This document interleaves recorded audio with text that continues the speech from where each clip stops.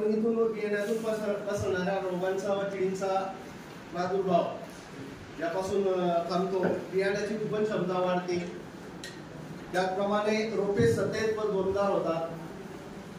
तर जीवाणू संवर्धनाची बीज प्रक्रिया आपल्याला यामध्ये करता येते। यामध्ये आपण ट्रायकोडर्माची बीज प्रक्रिया का करतो, तर ट्रायकोडर्मा हे बुरशीनाशकाचं काम करतो, म्हणजे जो मर रोग येतो तर मर रोग टाळण्यासाठी याचा उपयोग होतो। राइझोबियम जीवाणू संवर्धन आहे, ज्याचा उपयोग शेंगवर्गीय पिकांच्या मुळांवर ज्या गाठी असतात ते नत्र स्थिरीकरण करण्याचं कार्य या करतात। किंवा ॲझोटोबॅक्टर जे जीवाणू आहे ते नत्र शोषून पिकांना उपलब्ध करून देतात। त्याचप्रमाणे पीएसबी जे स्फुरद विरघळणारे जे जीवाणू आहेत ते जमिनीतून करणारे स्फुरद जे विरघळतं ते पिकांना उपलब्ध करून देतं। तर याच्यामध्ये बीज प्रक्रियाचा क्रम सांगितला साहेबांनी। तर यामध्ये सुरुवातीला आपण रासायनिक जे त्या बुरशीनाशकाची बीज प्रक्रिया करतो। जे त्यामध्ये एफ म्हणजे फंगिसाइड, आय म्हणजे इन्सेक्टिसाइड आणि आर म्हणजे जीवाणू संवर्धन। तर यामध्ये रासायनिक बुरशीनाशकाची सुरुवातीला बीज प्रक्रिया केली जाते। त्यानंतर बीज प्रक्रिया करताना यामध्ये एक गोंडपाट पाहिजे, नंतर जे बियाणं आहे ते लागेल, त्यानंतर हँडबॉल लागतील, परत गुळाचं पाणी लागेल।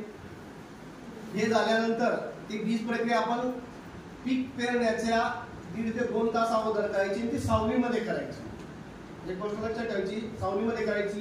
जे एकदलवर्गीय पीक आहे, एकदलवर्गीय पिकांना आपण ॲझोटोबॅक्टर नावाचं जीवाणू संवर्धन वापरतो। एकदलवर्गीय पीक म्हणजे कोणतं पीक, जे पिकांच्या 2 खापा होत नाही, म्हणजे ज्वारी, बाजरी हे एकदलवर्गीय पिकाचं आहे, ज्यांच्या 2 खापा होत नाही त्यांना आपण ॲझोटोबॅक्टर नावाचं जीवाणू संवर्धन वापरतो। आणि जे द्विदलवर्गीय पीक आहे, ज्यांच्या 2 खापा होतात, उदाहरणार्थ भुईमूग, हरभरा हे जे पीक आहे, या पिकांसाठी आपण राइझोबियम नावाचं जीवाणू संवर्धन वापरतो। फक्त बीज प्रक्रिया करताना क्रम लक्षात ठेवायचा।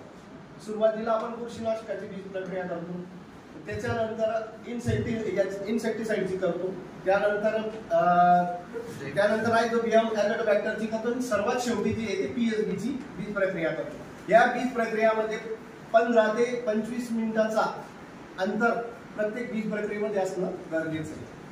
तर सुरुवातीला आता इथे बीज प्रक्रिया केली, हे केल्यानंतर गुळाचं पाणी शिंपडलेलं आहे। गुळाचं पाणी आपण का लावतो त्याला, तिथे जे आपण रसायन आहे जे आपण देणार आहे ते त्यावर चिटकून राहावं यासाठी त्याच्यावर गुळाचं पाणी टाकलेलं आहे। त्यानंतर बियाण्याला सर्व समप्रमाणात ते लावलेलं आहे। त्यानंतर ते गुणपाटावरच करायचंय।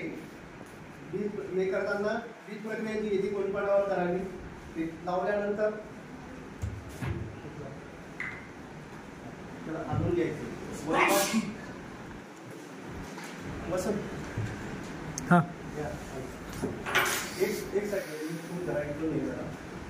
या समप्रमाणात लावल्यानंतर ते गोलपाट याप्रमाणे ते हळवाप्रमाणे हलवायचंय की जेणेकरून ते जो त्याचं वरचं ते तोच राहतं भुईमूग सारखं जर राहिलं तर ते फळ त्याचं निघू शकतं। त्यानंतर व्यवस्थित करायचं।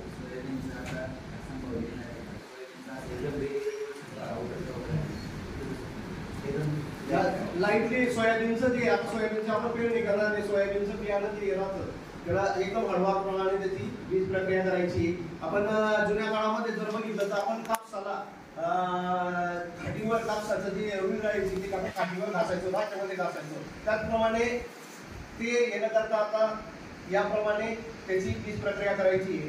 नंतर मका जर राहिलं तर मक्याला आपण थायरम 3 ग्रॅम प्रति किलो बियाणाला सोडतो। त्याचप्रमाणे 6 मिली ॲझोटोबॅक्टर प्रति किलो बियाणाला हे करतो आणि त्यानंतर 6 मिली पीएसबी याची स्फुरद करणारे जे जीवाणू आहे त्यांची बीज प्रक्रिया आपण करत राहतो। तर बीज प्रक्रियेचे फायदे मी तुम्हाला सांगितले, जे उगवण क्षमता त्यामुळे वाढते, त्याचप्रमाणे कीड व रोगांचा तो बंदोबस्त होतो, बियाणे रोपे सतेज व दोनदार दिसतात। तर माझी सर्व शेतकऱ्यांना विनंती राहील की विविध पिकांसाठी विविध अशा बीज प्रक्रिया आहेत, त्या जर त्यांचा जर वापर आपण केला तर आपल्या उत्पन्नामध्ये 100% मी शाश्वती देऊन सांगतो की 20 ते 25% नक्कीच आपल्या उत्पन्नामध्ये वाढ होणार आहे. माझं कृषी विभागामार्फत